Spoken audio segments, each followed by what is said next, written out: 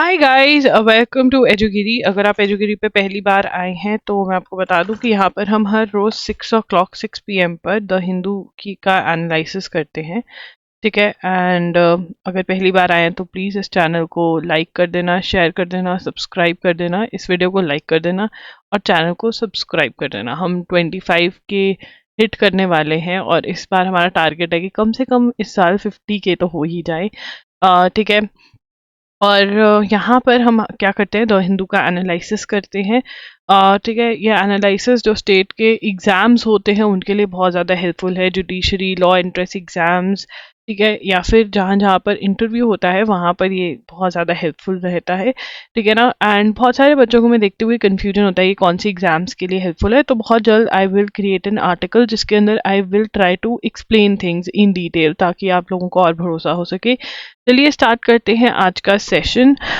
सबसे पहले Chinese research vessel Jiang Yang Hong U03 will not be carrying out research in Maldivian waters but will arrive for a port call said the government of Maldives। तो यहाँ पर देखिए, अब मालदीव्स वाला जो situation है आपको समझना पड़ेगा कि मालदीव्स के और इंडिया के रिलेशन जो हैं बहुत ख़राब हो गए हैं। ठीक है। और क्यों ख़राब हुए इसके अंदर मेजर रोल प्ले किया है मालदीव्स के जो न्यू प्रेसिडेंट आए हैं मुइज़ू। ठीक है ना। वो इंडिया की तरफ ना झुकाव रखते हुए उनका चाइना की तरफ ज़्यादा झुकाव है और तभी वो चाइना भी उन्होंने विजिट किया। एंड उसके साथ साथ चाइना विजिट के साथ साथ इंडिया के साथ जो भी अग्रीमेंट्स वगैरह थे वो उन्होंने कहा कि हम अब फॉलो नहीं करेंगे। एंड इंडिया के सोल्जर्स थे वहाँ पे जो इनकी हेल्प कर रहे थे उनको भी इन्होंने कहा कि आप ले जाइए, हमें नहीं चाहिए। तो इंडिया और मालदीव के relations are not that great. और इसी के चलते हुए चाइना ने अपनी शिप भेजी है मालदीव्स। ये एक रिसर्च वेसल है। ठीक है ना। इंडिया ने कहा कि ये गलत है बट उन्होंने कहा कि ये सिर्फ ऐसे ही आ रहा है, कोई रिसर्च नहीं आ रहा। बट सच्चाई हमें पता है, तो हमें पता होना चाहिए कि कौन सा चाइनीज रिसर्च वेसल जो है वो मालदीव्स क्या। ये रिसर्च वेसल के नाम पूछ लेते होते हैं एग्जाम में। तो जियांग यांग होंग, होंग नाम का, Hong 03 to be in Maldives, Maldives में जाएगा। ये ऐसे पहले ये श्रीलंका में करते थे पर श्रीलंका के साथ इंडिया के रिलेशन फिर सही हो गए हैं बिकॉज इंडिया ने श्रीलंका की बहुत हेल्प करी जब वहाँ पे इकोनॉमिक क्राइसिस आए थे 22 के अंदर। तो इंडिया के रिलेशन वहाँ पे तो सही है बट हाँ मालदीव्स में अब इनका थोड़ा हो गया है हक्सा। तो ये ऐसे कर रहे हैं अब चाइना वाले, तो हमको इनका वेसल याद रखना है। ठीक है ना। तो यहाँ पे आंग आंग लिखेंगे, आंग आंग। तो यहाँ पे जी, यहाँ वाई और यहाँ हांगकांग का होंग 03, ये ऐसे भी आप याद रख सकते हैं। ठीक है। चलिए, जियांग यांग होंग 03 रिसर्च वेसल। उसके बाद the vessel would not be conducting any research while the Maldivian what in the Maldivian waters. अगर रिसर्च कर भी ले तो हमें पता भी नहीं चलेगा, तो ये तो कहने के लिए कह देते हैं। Supreme court on Tuesday orally observed the 2022 incident of four Gujarat police officers publicly flogging Muslim men after tying them to a pole for allegedly disrupting a Garba event in Kheda district amounted to an atrocity। तो यहाँ पर इन्होंने बोला कि ऐसे बांध कर मारना जो पुलिस ने किया क्योंकि उन्होंने गरबा के इवेंट में डिस्ट्रप्शन किया था, तो ये सही नहीं है। ठीक है ना। सबसे पहले यहाँ पे फ्लॉगिंग जो है ये एक वोकैब टर्म है। ये लिख लेंगे, the act of hitting somebody several times, whipping भी बोलते हैं, whip भी बोलते हैं, with a long thin piece of leather। ठीक है ना। या फिर डंडों से मारना भी होता है बट इसमें मोस्टली जो ऐसे मारते हैं। ठीक है ना। तो वो करा पुलिस वालों ने, तो वो कहा ये बिल्कुल गलत है and it is against, supreme court ने जो DK बासु की जजमेंट दी गई है उसके बिल्कुल अगेंस्ट है ये कंडक्ट। ठीक है। तो यहाँ पे लिख लेंगे, supreme court orally observed, orally मतलब वर्बली लिखा नहीं, orally observe that 2022 incident of Gujarat police officers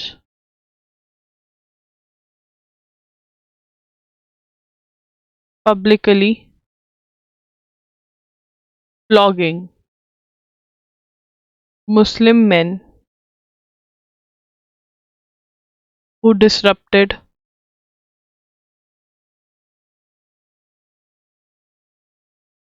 a Garba event in Kheda district amounted to atrocity. Atrocity which is not allowed under the conduct of the four officers were found to be in contempt of the directions of the Supreme Court in D.K. Basu judgment.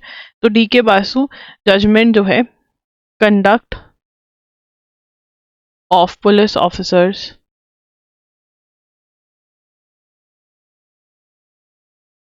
found to be in contempt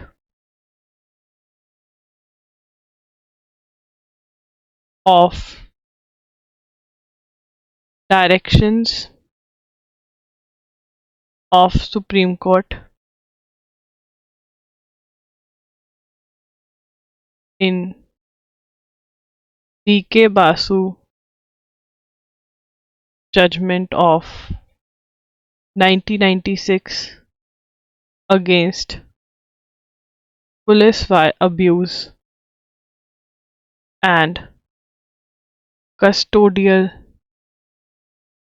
violence. तो अब यहाँ पे हमारा question क्या बन सकता है ये देखते हैं। सबसे पहले ये खेड़ा डिस्ट्रिक्ट में हुआ था, 2022 में हुआ था, ठीक है ना, और गुजरात में हुआ था, ठीक है। और फ्लॉगिंग का मतलब क्या है, यहाँ पर सुप्रीम कोर्ट ने कौन सी जजमेंट उठाई, ये जजमेंट, ये वाला जो क्वेश्चन है ये सबसे ज़्यादा इंपॉर्टेंट है। कौन सी जजमेंट उठाई यहाँ पर, डीके बासु जजमेंट। डीके बासु जजमेंट जो 1996 में सुप्रीम कोर्ट ने दी थी, उसमें क्या किया, पुलिस अब्यूज और कस्टोडियल वायलेंस के ऊपर गाइडलाइंस। कस्टोडियल वायलेंस क्या होता है कि जब कोई कस्टडी में है पुलिस की तो मारना पीटना जो है वो अलाउड नहीं है, ठीक है। उसके बारे में सुप्रीम कोर्ट ने यहाँ पे बात करी थी। और जो डीके बासु की जजमेंट है, यहाँ से क्वेश्चन जो है वो पक्का बनेगा ही बनेगा, ये इम्पॉर्टेंट है, ठीक है। तो प्लीज़ इसको याद कर लीजिए, ठीक है।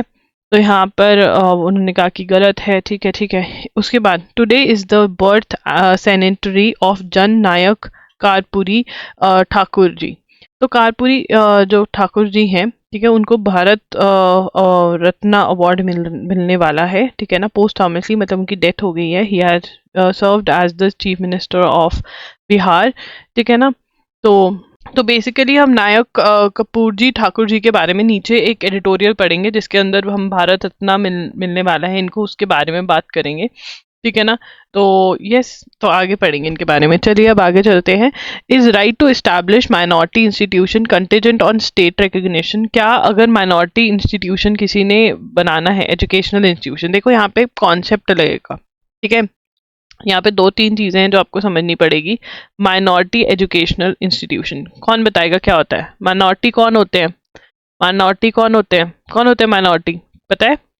माइनॉरिटी वो लोग होते हैं, ठीक है। अब मेजॉरिटी में कौन है? हिंदूज है मेजॉरिटी में, हिंदूज मेजॉरिटी में, बहुत सारे हिंदूज है ना मेजॉरिटी में, मतलब number of majority, number of community, number of people from one community who are in more number, जो ज़्यादा नंबर में है इंडिया में एक कम्युनिटी के लोग, वो मेजॉरिटी हो गए। इंडिया के अंदर हिंदूज मेजॉरिटी में है, ठीक है ना। अब माइनॉरिटी कौन हुए? माइनॉरिटी जो कम है, ठीक है ना, मेजॉरिटी से कम है, माइनॉरिटी है, कम है। तो यहाँ पे माइनॉरिटी कौन कौन है? मुस्लिम्स हैं, क्रिश्चियंस हैं, सिख्स हैं, ठीक है। ये कम्युनिटी के लोग जो है ये माइनॉरिटी के लोग हैं, ठीक है। अब अगर माइनॉरिटी को एजुकेशनल इंस्टीट्यूशन बनाना है तो सुप्रीम कोर्ट ने कहा क्या उसको गवर्नमेंट से परमिशन की ज़रूरत है? नहीं ज़रूरत। हाँ, अप्रूवल जो चाहिए, ठीक है ना, जो कोर्ट्स का अप्रूवल चाहिए वो तो हर कोई लेगा, ये भी लेंगे, बट एक अगर किसी को इंस्टीट्यूट बनाना है तो वो माइनॉरिटी इंस्टीट्यूट बना सकता है, ऐसा कुछ नहीं है कि परमिशन वगैरह की ज़रूरत पड़े। ये तो कॉन्सेप्ट समझाया था, ये लिखने की ज़रूरत नहीं है। तो यहाँ पे सुप्रीम कोर्ट कौन सा केस सुन रहे हैं? अलीगढ़ मुस्लिम यूनिवर्सिटी का केस सुन रहे हैं। तो अलीगढ़ मुस्लिम यूनिवर्सिटी के अंदर ये बात हुई कि आर्टिकल 30 ऑफ द कॉन्स्टिट्यूशन क्या कहते हैं, right to establish and educational institutions की राइट देता है माइनॉरिटीज को। Minorities have a right under article 30, ये इंपॉर्टेंट है अगर आपने नोट नहीं किया, आर्टिकल 30, तो यहाँ पर हम अलीगढ़ मुस्लिम यूनिवर्सिटी वाला जो केस है उसके बारे में हमने पहले भी बात करी थी, ठीक है ना। तो Aligarh Muslim University is a central university और a minority educational institution. It is a central university, it is not a minority educational institution. हमें इसका नाम देखकर हम कंफ्यूज नहीं हो जाना है। अलीगढ़ मुस्लिम यूनिवर्सिटी जो है it is a central educational institution, it is not a minority institution.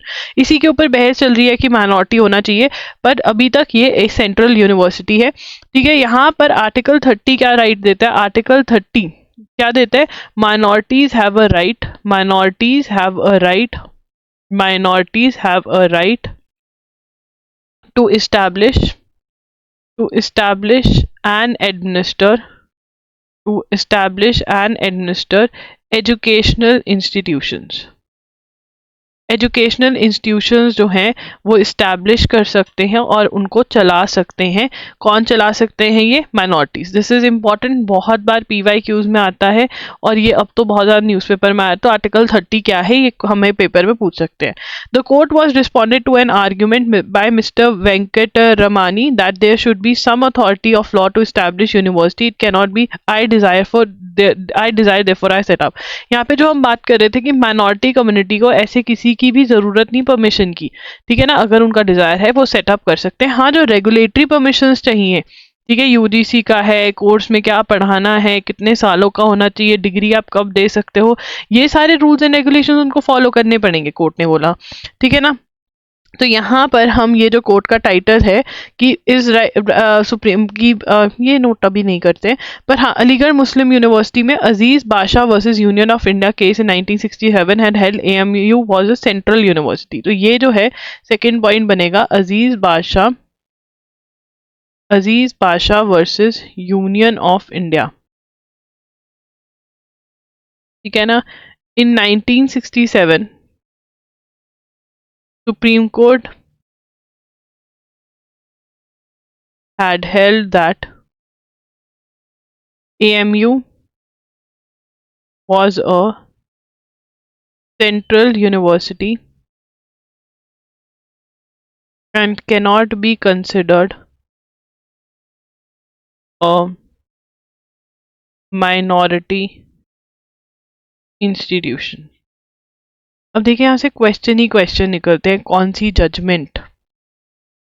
Judgement, कौन सा साल, सेंट्रल यूनिवर्सिटी है या नहीं, माइनॉरिटी तो नहीं, सो किस कोर्ट की जजमेंट थी? क्वेश्चन ही क्वेश्चन है यहाँ पर, ठीक है ना। तो नोट कर लीजिए इसको, क्वेश्चन ही क्वेश्चन है। द यूनिवर्सिटी इस्टेब्लिश्ड इन, ठीक है, थर्ड AMU के बारे में, established in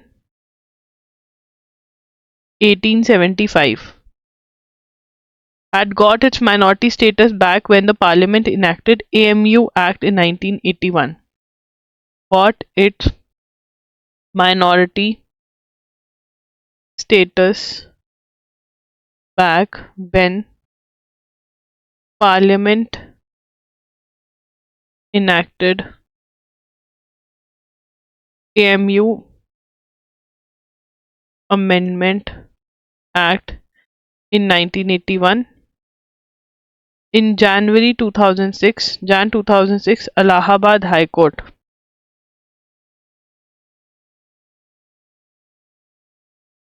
struck down the provision of 1981 law which accorded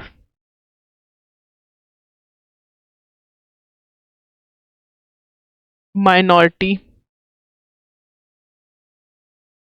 status to AMU,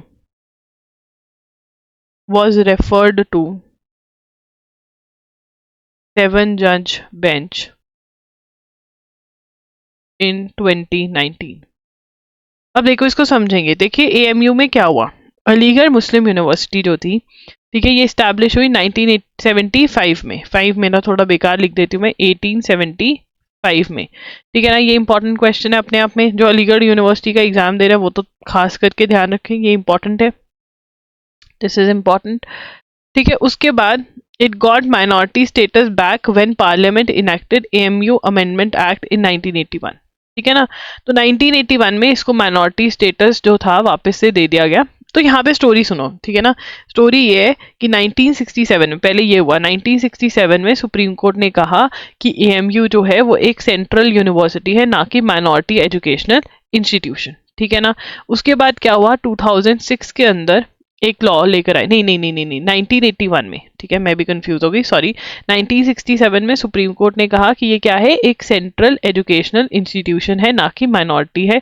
उसके बाद 1981 के अंदर पार्लियामेंट ने एक लॉ लेकर आए जिसके अंदर एएमयू को माइनॉरिटी स्टेटस दिया गया, ठीक है ना। इलाहाबाद हाई कोर्ट ने 2006 के अंदर ये जो लॉ था, ये 1981 वाला लॉ, इसको स्ट्रक डाउन कर दिया और दोबारा से सेंट्रल यूनिवर्सिटी बन गई, कौन सी, एएमयू, ठीक है ना। अब ये जो 2006 की जजमेंट थी, ये चैलेंज हुई सुप्रीम कोर्ट के अंदर। सुप्रीम कोर्ट ने रेफर कर दिया 2019 में इसको, किसको रेफर कर दिया, 7 जज बेंच को, मतलब ज्यादा जजेस जो हैं वो इस पे बैठेंगे। देखो अब यहाँ पे क्या है, यहाँ पे वापस जाओ, यहाँ पे जितने जजेस बैठे होंगे, इन्होंने बोला सेंट्रल यूनिवर्सिटी, अगर इसको कंसिडर करना है कि ये जजमेंट सही है या नहीं, इसमें ज्यादा जजेस बिठाने पड़ेंगे, इसलिए 7 जजेस बिठाए गए हैं जो ये कंसिडर कर रहे हैं।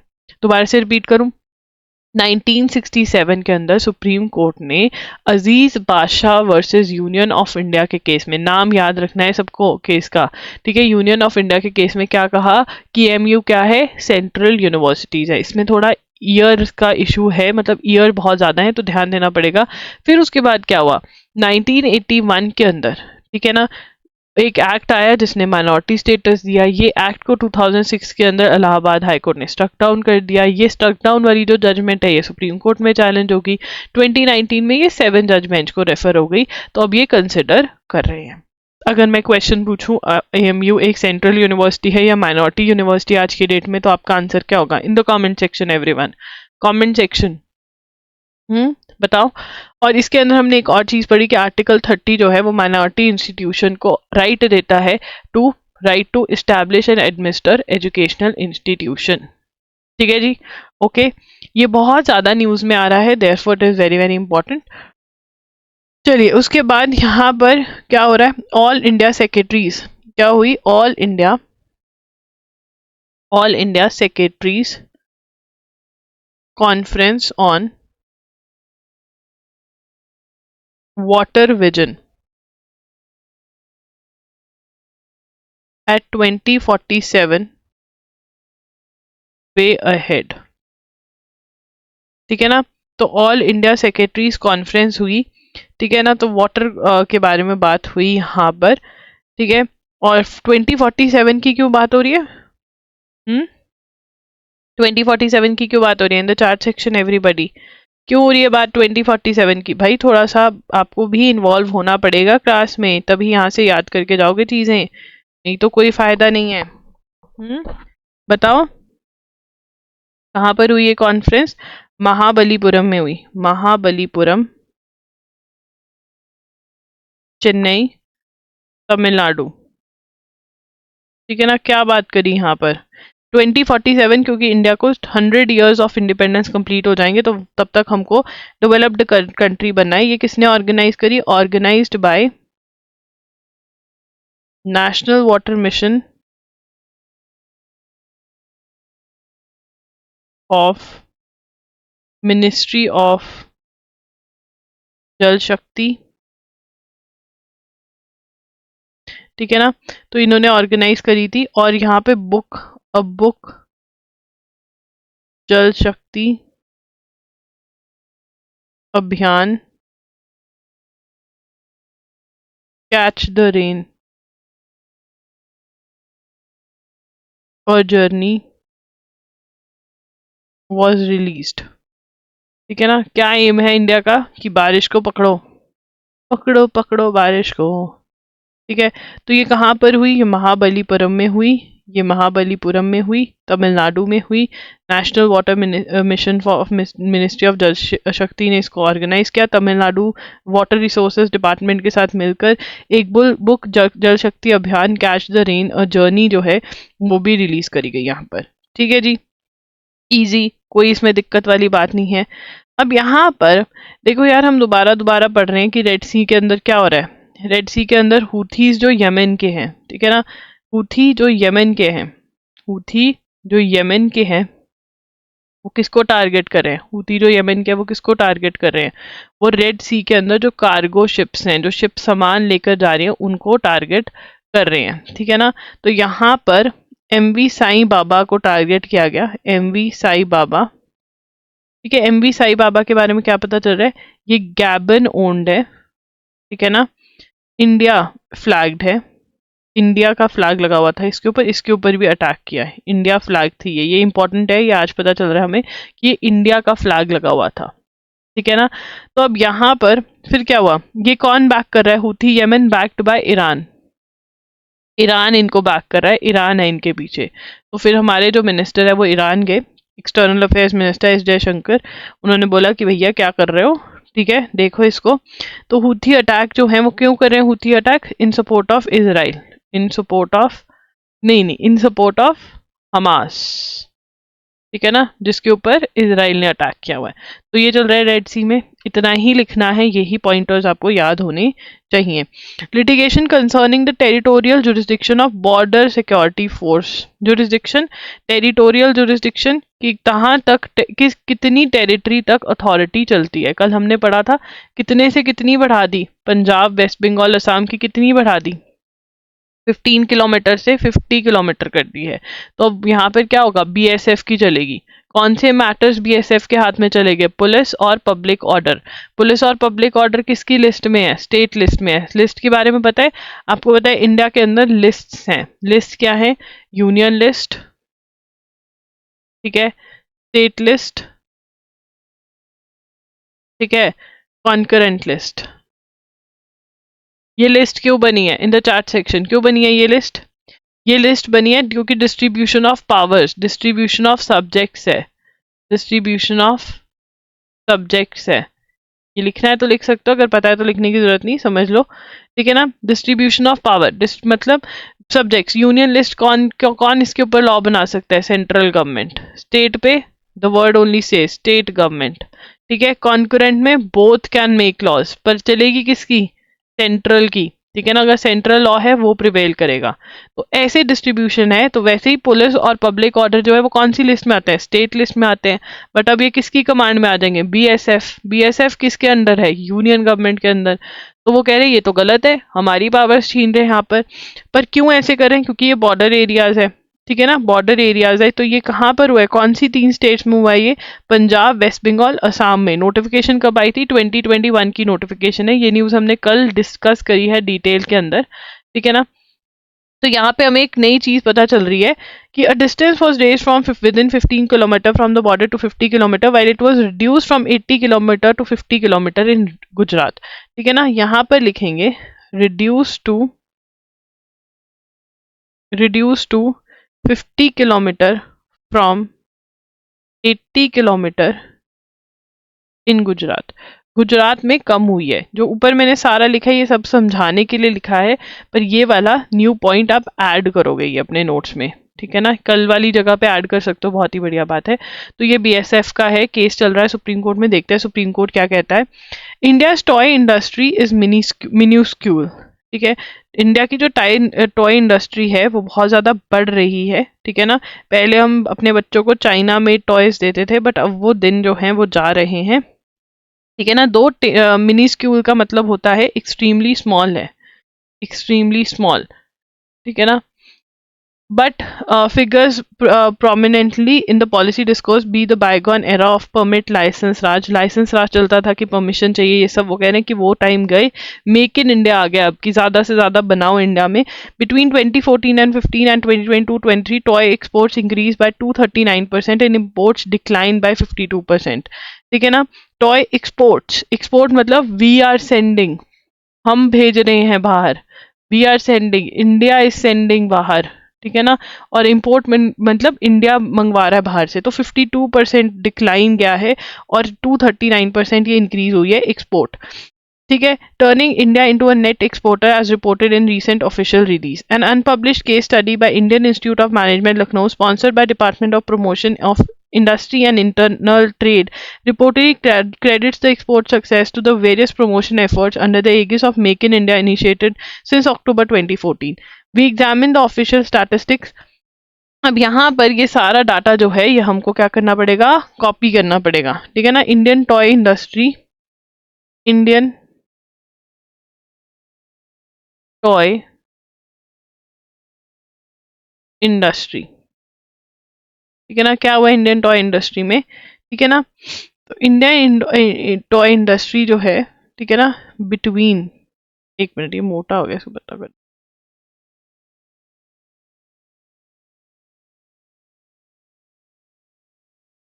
Between 2014-15 and 22-23 toy exports increased by 239% and imports declined by 52%। मतलब हमने बाहर से टॉयज मंगवाने कम कर दिए, हमने बाहर बल्कि टॉयज भेजने कम कर, ज़्यादा कर दिया, ठीक है ना। Study by Indian Institute of management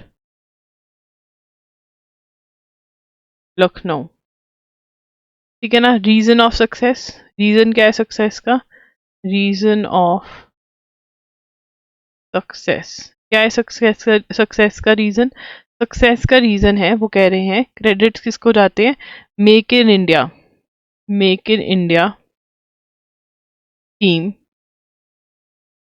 initiated in 2014। तो यहाँ से हमारे दो क्वेश्चन कवर हो जाते हैं कि मेक इन इंडिया स्कीम जो है वो कब आई, और टॉय जो इंडस्ट्री है उसका जो बढ़ावा मिला वो किसकी वजह से मिला। और ये स्टडी किसने करी है, Indian Institute of Management Lucknow, IIM Lucknow ने ये स्टडी जो है वो करी है, ठीक है जी। और ये वाला जो पोर्शन है, क्या ये परसेंटेज याद रखनी है, यस ये इम्पॉर्टेंट है, दिस इज इम्पॉर्टेंट, ठीक है जी। चलिए आगे चलेंगे। The mid term appraisal of the semiconductor design linked incentive. Semiconductors क्या है, सेमीकंडक्टर क्या है, कोई बता सकते हैं in the chart section. Semiconductor वो चिप्स बनाने में यूज होते हैं जो कि आजकल हर गैजेट में लग रहे हैं, हर गैजेट में लग रहे हैं, ठीक है ना।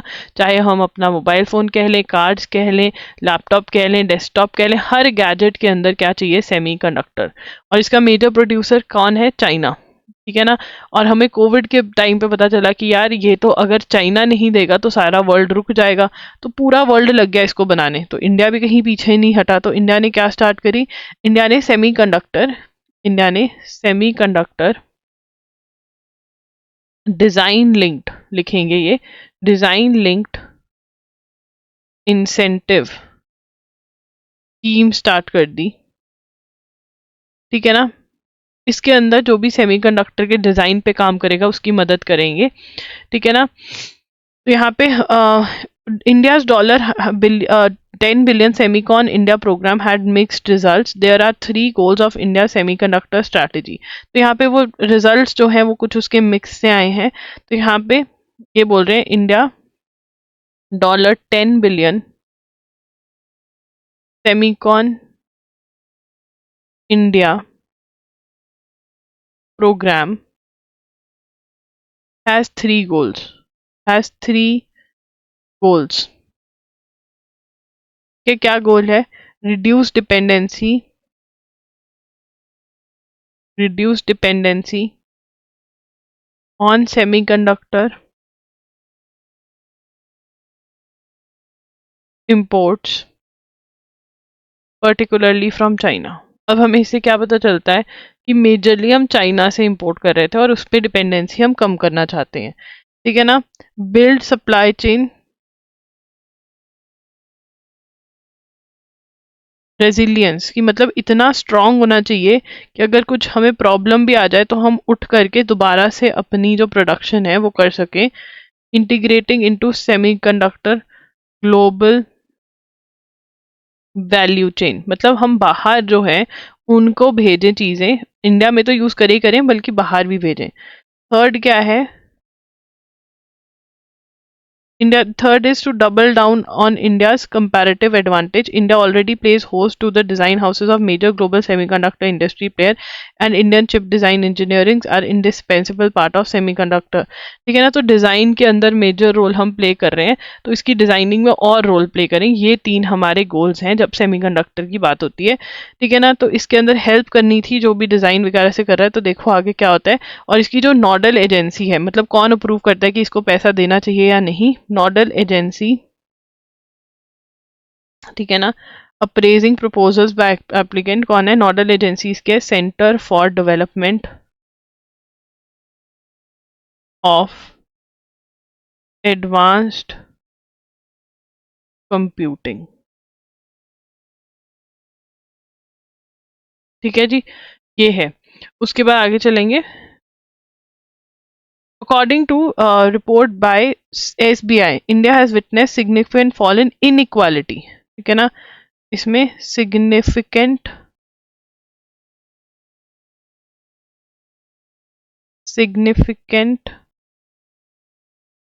fall in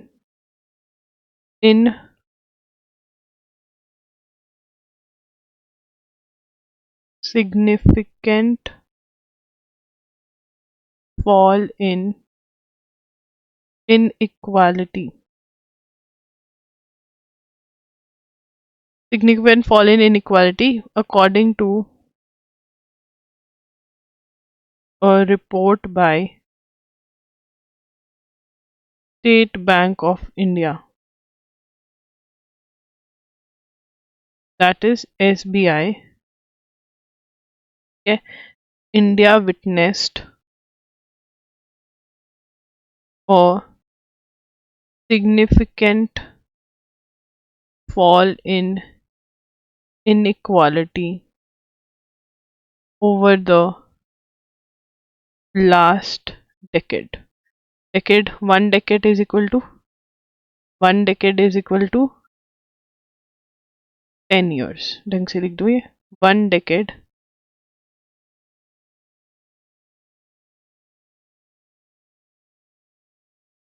ठीक है।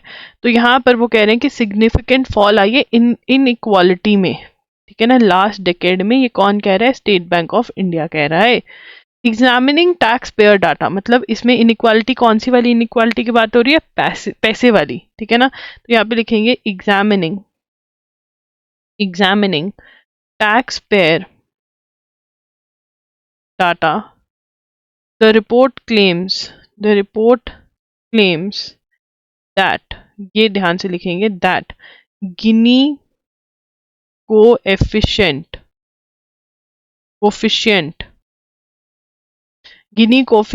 A standard major. अब यहाँ पे a standard measure of inequality that ranges from 0 indicating perfect equality to 1 indicating perfect inequality। मतलब ये क्या कह रहे हैं कि गिनी कोएफिशिएंट क्या है, गिनी कोएफिशिएंट रेंज मानी जाती है जो कि किसने 0 से 1 तक है। 0 यहाँ पर किस लिए स्टैंड करती है, परफेक्ट इक्वालिटी की। अगर 0 है कहीं पे मतलब इनकम में इक्वालिटी है लोगों में। ठीक है ना, और 1 है इसका मतलब परफेक्ट इनइक्वालिटी की बहुत ही चीजें इधर उधर हैं। तो ये इसकी रेंज बनती है, और इसके बीच में है 0 to 1 के बीच में। ठीक है ना, तो क्या कहते हैं इसको, गिनी कोएफिशिएंट। ठीक है ना, स्टैंडर्ड मेजर ऑफ इनइक्वालिटी है ये। Sorry for the verb. यहाँ पे ये क्या बन सकता है कि गिनी कोएफिशिएंट क्या है, इसकी इंडिकेटिंग रेंजेस 0 1 क्या है, तो ये आपको सारा याद रखना है। ठीक है, उसके बाद यहाँ पर अब ये क्या कह रहे हैं, इंडिकेटिंग हैज फॉलन फ्रॉम। ठीक है ना, ये हम लिखेंगे यहाँ पर has fallen from 0.472 in 2014-15 to 0.402 in 2022-23। मतलब कम हुई है इनइक्वालिटी।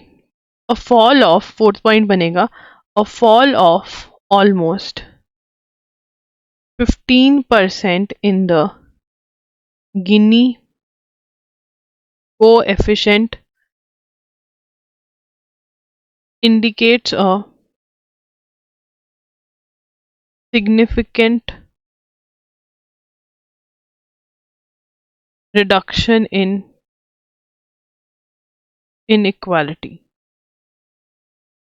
ठीक है ना, तो इनइक्वालिटी में सिग्निफिकेंट रिडक्शन हुई है, almost 15% in fall of almost 15% inequality के अंदर हुई है इंडिया में। ठीक है ना, अकॉर्डिंग, ये डाटा कहाँ से इन्होंने इकट्ठा किया, फिफ्थ पॉइंट, अकॉर्डिंग टू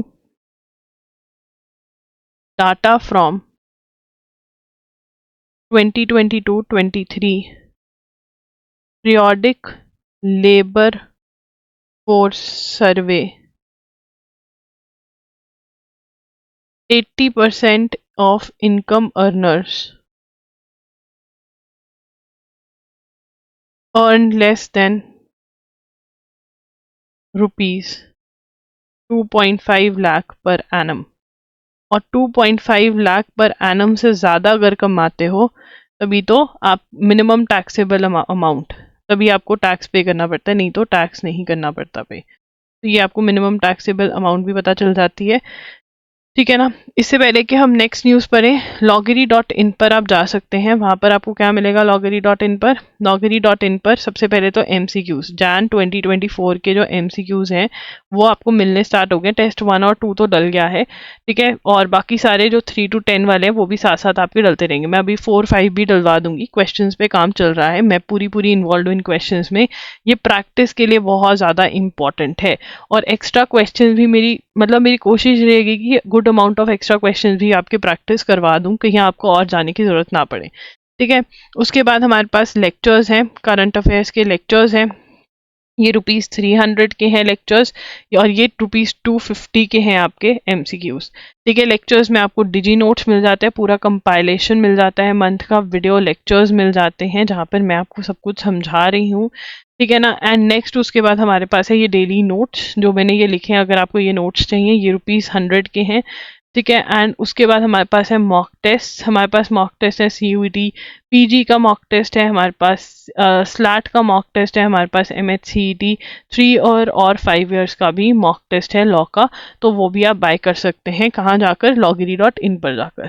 ठीक है, चलिए आगे चलते हैं। अब यहाँ पे जनवरी 2022 is now part of a widened Republic day celebration says Modi. ठीक है, तो जनवरी 2022 को क्या हुआ, प्राण प्रतिष्ठा हुई रामलला की, लॉर्ड राम। ठीक है ना, अब यहाँ पे वो कह रहे हैं कि अब रिपब्लिक डे की सेलिब्रेशन जो है वो वाइडेंड हो गया। Prime minister Narendra Modi on Tuesday said the Republic day celebrations have now widened and the auspicious festivity of January 2022 when the consecration of Ram temple took place Ayodhya have also become part of the festival of democracy। तो यहाँ पर it is very important कि आप 22 जनवरी भी अपने notes में डालो, और आपको ये डेट याद रखनी है। इस दिन क्या हुआ था, इस दिन consecration of Ram temple took place in Ayodhya. ठीक है, in the address at Red Fort here on Parakram Divas, which marks, अब ये important है पराक्रम दिवस,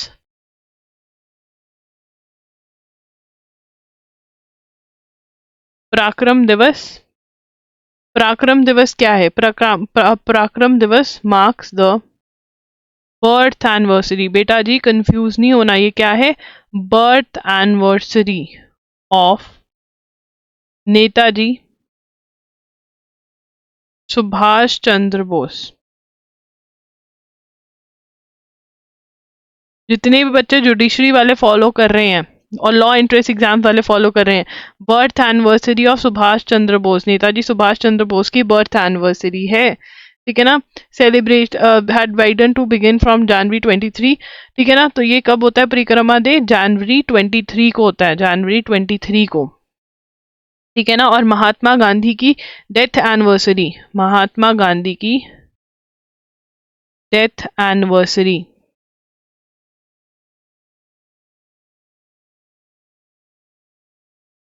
30th जनवरी को होती है, ठीक है ना।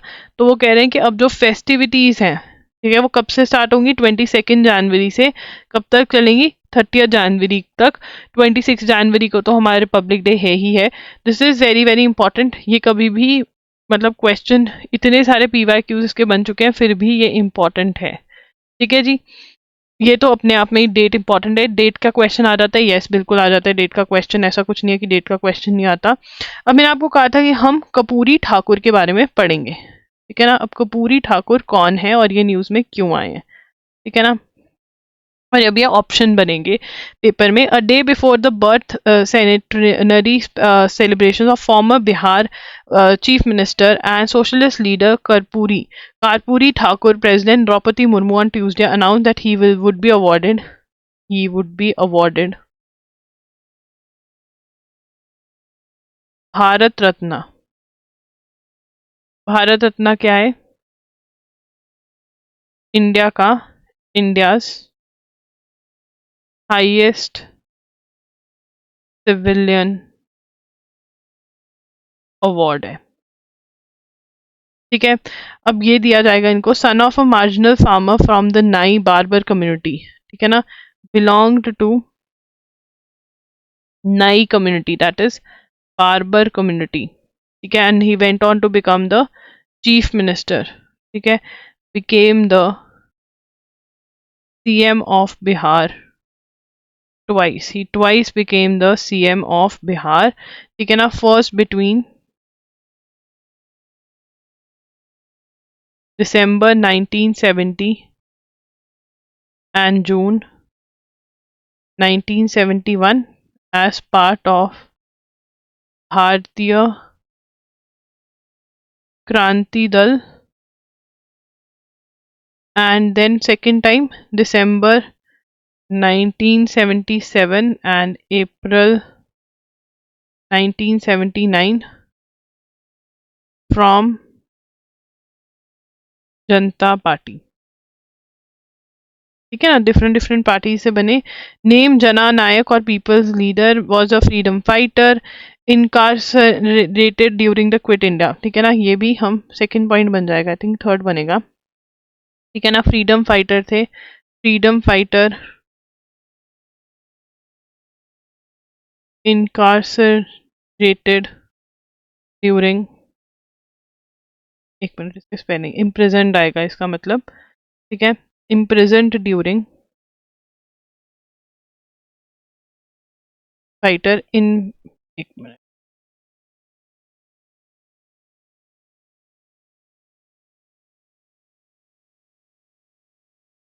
imprisoned during Quit India movement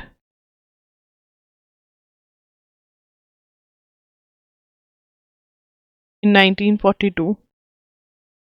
ये भी एक इम्पॉर्टेंट है चीज, Quit India Movement. During 30 minutes 1977 the Mungeri Lal Commission submitted its report recommending that backward classes be reclassified as extremely backward classes and backward classes, ठीक है ना। तो यहाँ पर अभी हमें और भी चीजें पता चल रही हैं। तुम्हारा फोर्थ पॉइंट का बनता है during Thakur's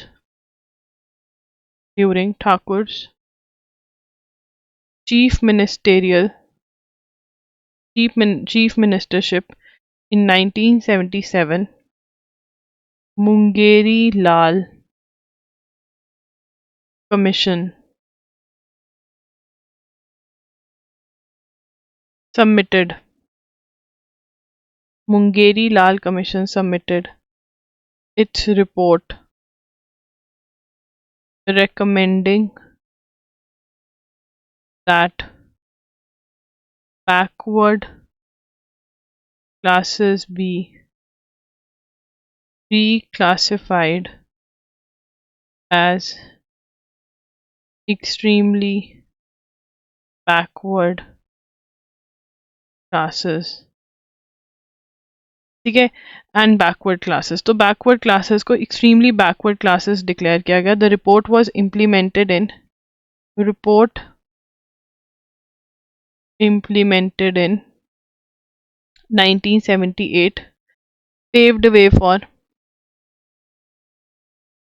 26% reservation for backward classes for them in government services in Bihar in 1978. ठीक है, और यही बनी एक रीजन मंडल कमीशन के आने की। Report that recommended 27% became a reason for Mandal Commission report that recommended 27% reservation for OBCs implemented in 1990s। ठीक है, अब यहाँ पर हम ये पढ़ेंगे किसके बारे में हमने बात करी। यहाँ पर बात करी कपूरी ठाकुर। तो यहाँ पे आप कपूर तो करीना कपूर, रणबीर कपूर, तो कपूर तो याद हो जाएगा। हाँ, तो हम बात कर रहे थे कपूरी ठाकुर के बारे में। ठीक है, कपूरी ठाकुर कौन है? इनको भारत रत्न मिलने वाला है। ठीक है ना, और ये क्या रह चुके हैं? ये सीएम रह चुके हैं बिहार के। ठीक है ना, और इन्होंने रिजर्वेशन पे काम किया। इनकी वजह से मोस्ट बैकवर्ड क्लासेस जो है वो आए रिजर्वेशन के अंदर। ठीक है ना, belong to Nai community, became the CM of Bihar twice. 1970 में एक बार बने और एक बार बने 1977 से 1979 तक। ठीक है ना, और उसके बाद फ्रीडम फाइटर रह चुके हैं। क्विट इंडिया मूवमेंट में जेल भी गए थे 1942 के अंदर। यहाँ से क्वेश्चन ये भी बन सकता है कि क्विट इंडिया मूवमेंट जो है वो कब स्टार्ट हुई।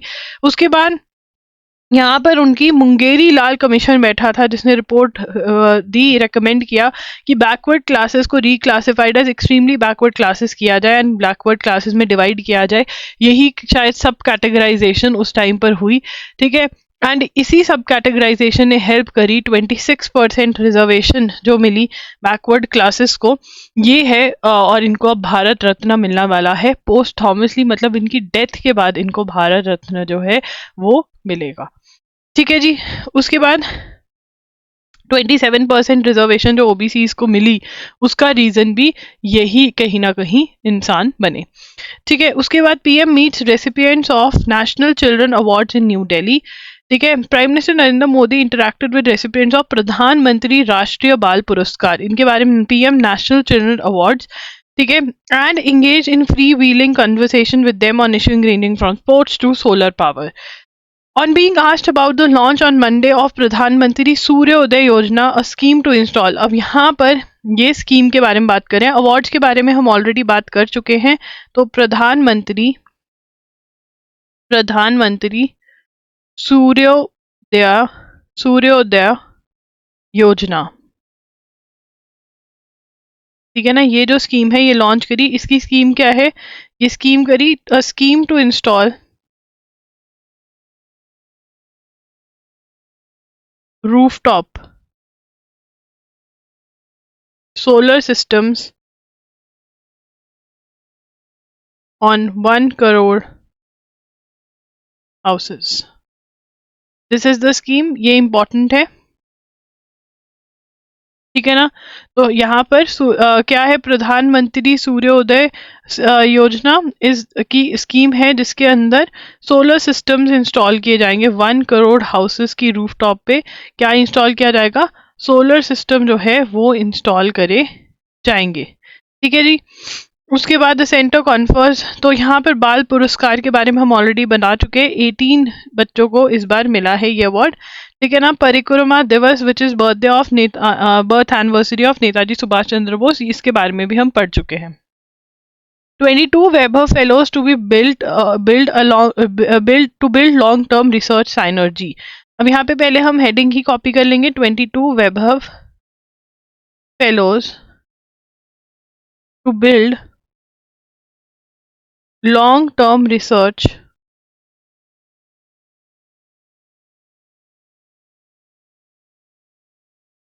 synergy। ठीक है, अब ये क्या है? Department of on Tuesday announce the first batch of, किसने अनाउंस किया? Department of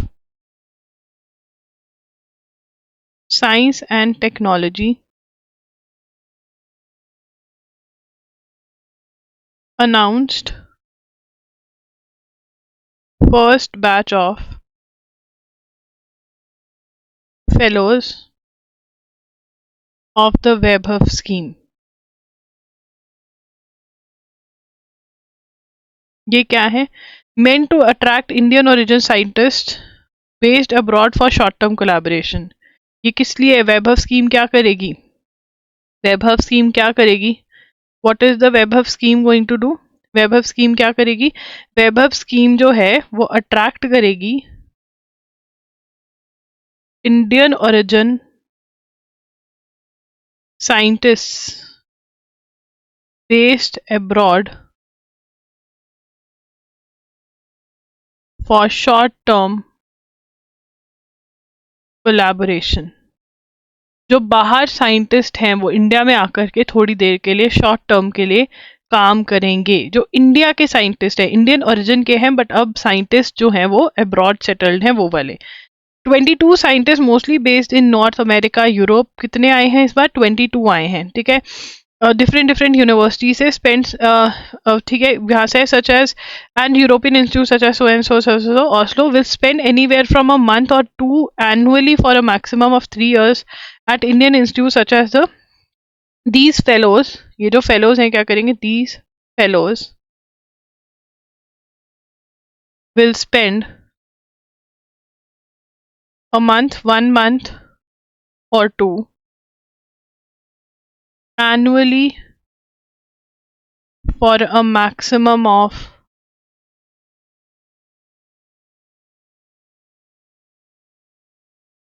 3 years at Indian institutes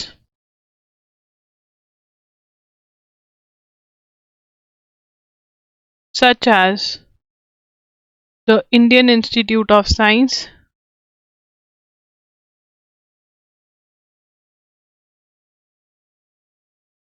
Tata Institute, etc.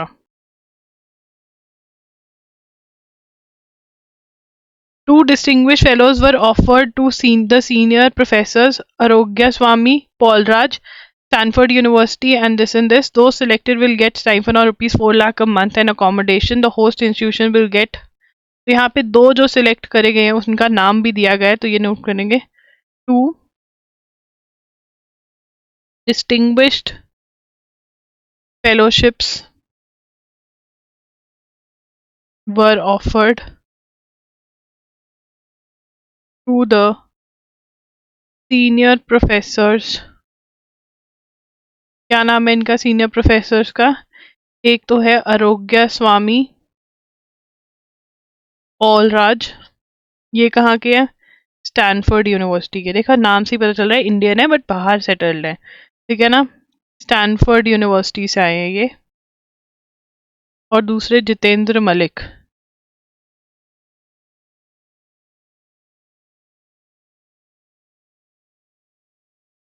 ये कहाँ से है? यूनिवर्सिटी ऑफ कैलिफोर्निया से.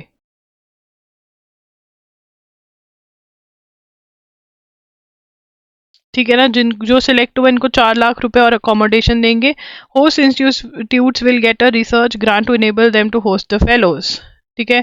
The fellows are expected to begin a project on technology. अब यहाँ पे क्या क्या मिलने वाला है? 5th पॉइंट में those selected will get a stipend. मतलब इतने रुपए मिलेंगे. 4 लाख. ये सैलरी या कुछ नहीं होती है. मतलब ये जब तक काम करते हैं उस टाइम पर कुछ टाइम का मिलता है. 1 month का मिलेगा और अकोमोडेशन मिलेगी. उनके हिसाब से पेमेंट देंगे ना उनको. वहाँ वाली पेमेंट यहाँ पे देंगे उनको. ठीक है. और जो होस्ट इंस्टीट्यूशंस हैं, जो होस्ट करेंगे मतलब जहाँ पर ये रहेंगे, जो इन इंस्टीट्यूशंस में जाकर ये काम करेंगे, will get a research grant to enable them to host the fellows. ठीक है. अब यहाँ पर the fellows are expected to begin a project technology startup within 3 years along with the host institute. Fellows are expected to begin a project technology startup within 3 years along the host institute. ठीक है ना? Build long-term research connections with the institute, collaborate with host faculty, bring in new ideas to the field in Indian universities and research settings.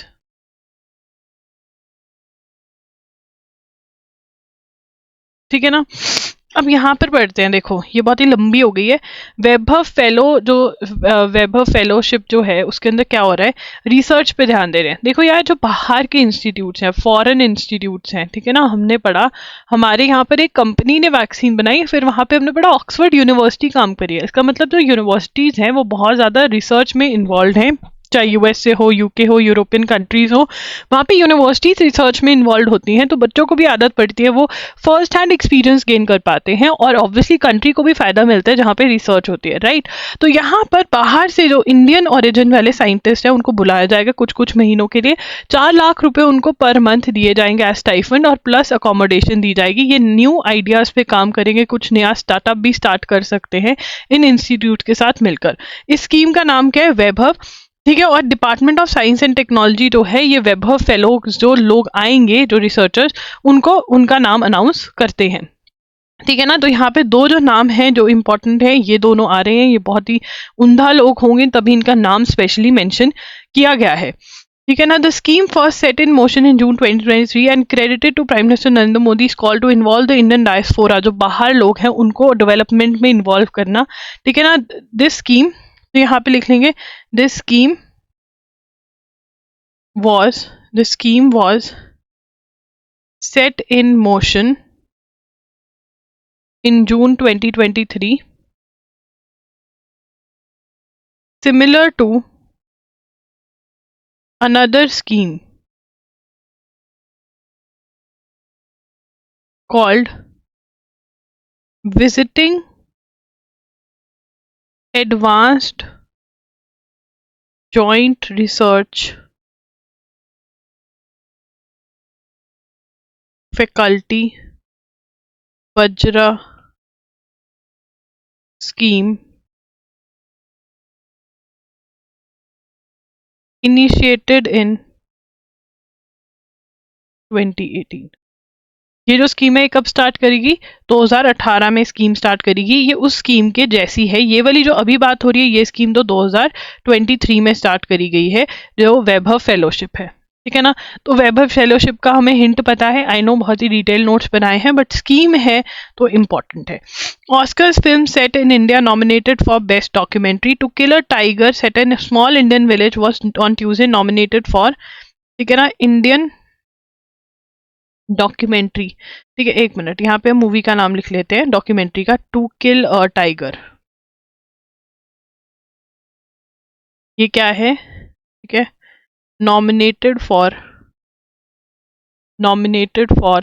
Best documentary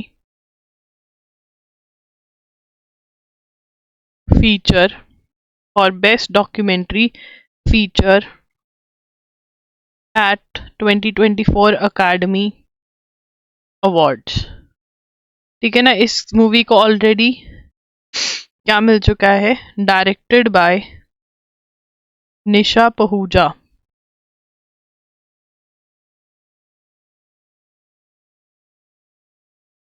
ठीक है। और ये क्या है, had its world premiere at Toronto International Film Festival 2022, where it won कौन सा award, amplify voices award for best, category कौन सी थी, बेस्ट कैनेडियन फीचर फिल्म, ठीक है ना। To kill the killer tiger किसके ऊपर बेस्ड है, जस्टिस फॉर डॉटर जो कि सेक्सुअली अब्यूज्ड हुई थी, एंड विलेजर्स ने बोला कि आप केस वापस ले लो। ये मूवी का जो है इसके अराउंड मूवी बनी है। क्या नाम है? To Kill a Tiger. Nominate हुई है किसके लिए? अकेडमी अवार्ड्स के लिए, बेस्ट डॉक्यूमेंट्री फीचर के लिए 2024। डायरेक्ट किसने करी है? निशा पहूजा। इस मूवी को पहले भी अवार्ड्स मिले हैं, तो वो यहाँ पर हमने डिस्कस करे। अगर ये जीत जाती है तब तो इम्पोर्टेंट है ही है, नहीं भी जीतती, नॉमिनेशन भी है इंडियन, तब भी इम्पोर्टेंट ये है। Shastri and engineer honoured for the life time award. ठीक है। फॉर्मर इंडियन क्रिकेटर्स जो हैं उनको कर्नल कर्नल सी के Naidu life time achievement award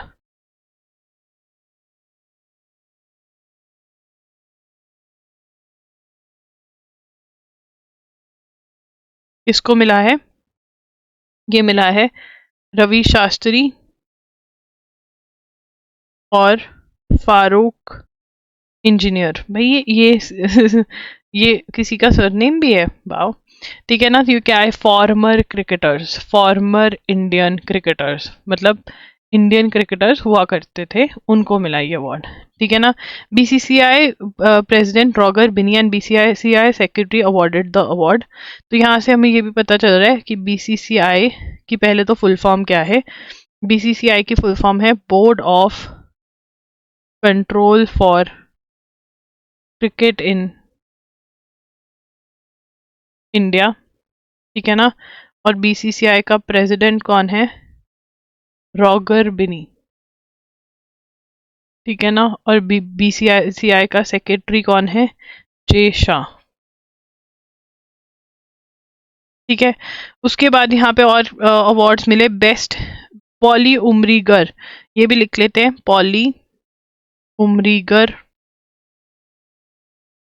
award. ठीक है ना। मतलब बेस्ट इंटरनेशनल क्रिकेट नल क्रिकेटर। ये बहुत सारे ईयर्स के इकट्ठे मिले हैं। 2022-23 का जो मिला है वो शुभमन गिल को मिला है।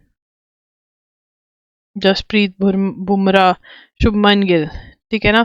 वुमेन जिसको मिला है 2022-23।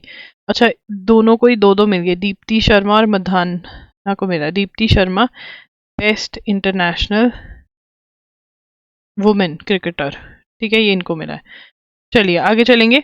NATO science $1.2 billion agreement to acquire 2 lakh artillery shells. NATO on Tuesday signed so the latest deal signed with French from, ये लिख लेते हैं, NATO signed contracts worth $1.2 billion to acquire 2 lakh 155 millimeter artillery shells.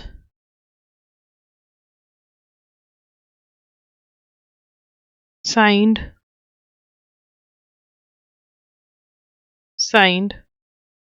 with signed deals with French firm नेक्स्टर। तुमने Dexter एक cartoon था वो देखा है, नेक्स्टर और Dexter. And Germany's firm, Germany's Junghans Microtec. Toll in China landslide rises. China में landslide भी हुआ और अर्थक्वेक भी आया चाइना में। अगर ज़्यादा डिस्कस हुआ तो इसके नोट करेंगे। Venezuela authorities have arrested 32 civilians and soldiers after investigation into alleged part US back conspiracy. तो वेनेजुला के प्रेसिडेंट कौन है? वेनेजुला प्रेसिडेंट कौन है? निकोलस मडूरो। मदिरा से याद कर सकते हैं, मदुरो। Nicolas Maduro. ठीक है जी। चलिए आगे चलेंगे। According to report by the State Bank of India, India has witnessed a significant fall in inequality over the last decade. ये हम ऑलरेडी इसके नोट्स बना चुके हैं, ठीक है ना, ये दोबारा रिपीट कर दी थी, मुझे याद नहीं रहा कि मैंने ये ऐड कर दिया। loggery.in पर विजिट कर सकते हैं आप, वहाँ पर आपको डिजी नोट्स प्लस लेक्चर्स मिल जाएंगे। डिजी नोट्स और लेक्चर्स जो है वीडियो लेक्चर्स हर मंथ के आपको ₹300 में मिल जाएंगे, ठीक है। डेली नोट्स आपको ₹100 में मिल जाएंगे। एंड अगर आपने MCQs नहीं लिया, MCQs किस किस ने लिए हैं, किसी ने भी नहीं लिए क्या अभी? 100 रुपीज़ के हैं, और MCQs जो हैं वो ₹250 के हैं, बट उनका फ़ायदा बहुत है, एक तो प्रैक्टिस हो जाएगी और एक्स्ट्रा क्वेश्चंस भी आपके हो जाएंगे। एंड आज आप वीडियो भी देखोगे कि आपको एनालाइज कैसे करना है अपना जो करंट अफेयर्स का प्रैक्टिस टेस्ट है हमारा, उसको आपको एनालाइज कैसे करना है, उसका मैक्सिमम बेनिफिट कैसे आपको मिलेगा कि आपका जो स्कोर है करंट अफेयर्स में वो अच्छा हो, तो मैक्सिमम बेनिफिट कैसे लेना है इन MCQs का, ये भी मैंने वीडियो कर दी है, वो भी आप चेकआउट कर सकते हैं। लिंक सभी का डिस्क्रिप्शन बॉक्स में होगा। हमारे पास मॉक टेस्ट भी हैं, CUET PG का मॉक टेस्ट है हमारे पास, स्लैट का मॉक टेस्ट है, MSCT 3 ईयर, MSCT 5 ईयर, इन सब के मॉक टेस्ट हैं। एंड ऑल्सो गाइज, अगर आपको ये सेशन अच्छा लगता हो तो ज़रूर कमेंट करके जाना कि आपको कैसा लगता है। करंट अफेयर्स हमारे आने के बाद आपको ईजी लगने लग गई, अच्छी लगने लग गई, समझ में आ रहा है, ये सब कुछ बता के जाना, इससे मुझे बहुत मोटिवेशन मिलती है, और जो भी चैनल पे आता है उसको भी लगता है कि हाँ यार कुछ तो है, एक बार क्लास अटेंड कर लेनी चाहिए, इससे हमारे व्यूअरशिप बढ़ती है। तो कमेंट ज़रूर करें, लाइक ज़रूर करें, शेयर ज़रूर करें हमारे बारे में अपने फ्रेंड्स के साथ, एंड चैनल को सब्सक्राइब ज़रूर करें, बिकॉज हम 25 के होने वाले हैं, और इस साल का टारगेट मैंने रखा है कि 50 के तो होने चाहिए ना यार, ठीक है। तो वो करेंगे, मैं भी पूरी कोशिश करूँगी ज़्यादा से ज़्यादा वीडियोस बनाने की, एंड आप भी ज़रूर कोशिश करना कि आप सब्सक्राइब कर दो। दैट्स इट, मिलेंगे कल 6 बजे, बाय बाय, टेक केयर।